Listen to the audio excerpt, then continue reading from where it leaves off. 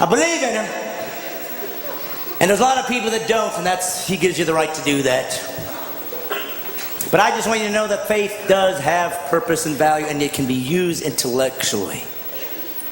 And people say, yes, what's the difference? You know, the Bible's just another book. No, first off, that's wrong. The Bible's not a book. The Bible's 66 books. 40 different people wrote it.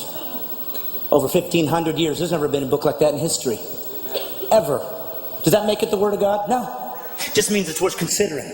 Because there's never been a book like this. Gives you some reason to consider it over the others. Well, how about history? For hundreds of years, archaeology has used the Old Testament and New to find buildings, to find people, to find civilizations, to find kings that didn't exist or they didn't think they did. And suddenly the Bible said they're there, and they dug it up, and there it was. Does that make it the Word of God? No. It means it's historically accurate. Real people really existed and really wrote down what they saw. It's worth considering.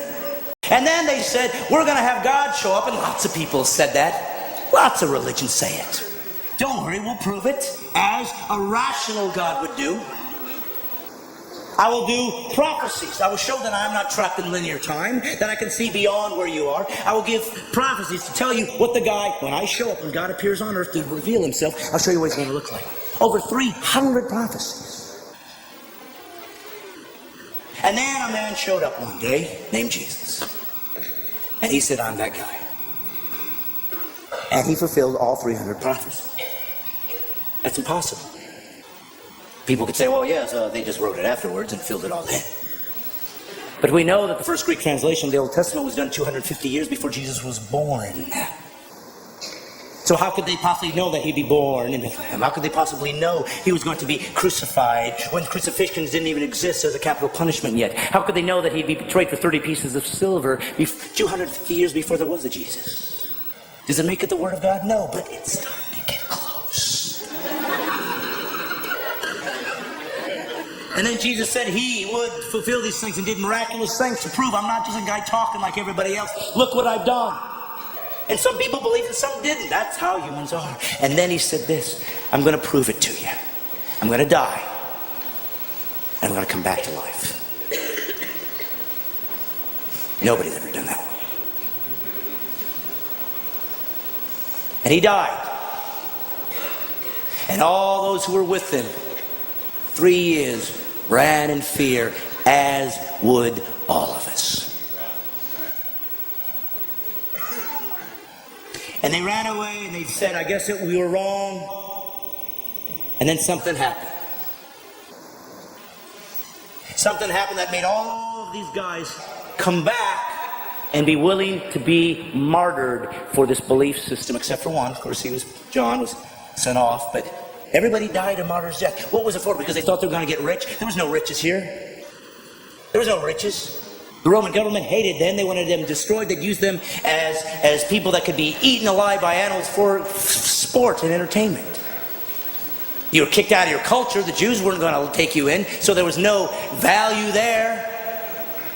There was nothing good here. There was nothing here to gain. And they all still died for what? Because they found a new religion? No, for one reason. They said this. I saw him die. And I saw him come back. Amen. And that's it. You don't have to believe it. And why did he die? So you could have a perfect life? No, so you didn't have to go to hell. Well, I don't believe in a God who would send people to hell. He didn't give hell for you. That's what's great about Christianity. It gives you all the answers. Hell was created for the devil and his angels. But it was part of the rules he put into nature, into the nature that we live in. That anybody that rebel against him, this is where they're going. So once we did that, he could have bailed out. Sorry, you're going to hell. He didn't. He said, don't worry, kids, I'm coming down. So if you go to hell, you chose it. And you will not sit there and argue with him. You'll know what you've done. And if you're an atheist, let me tell you something. That's your dilemma. If we all die and there is no God, it's just eternal unconsciousness, you'll never know. But if you're wrong, you'll know forever. And it's not a gamble anybody should take. Well, what are you saying? I should just believe in Jesus so I don't go to hell? pretty much. God bless you, everybody.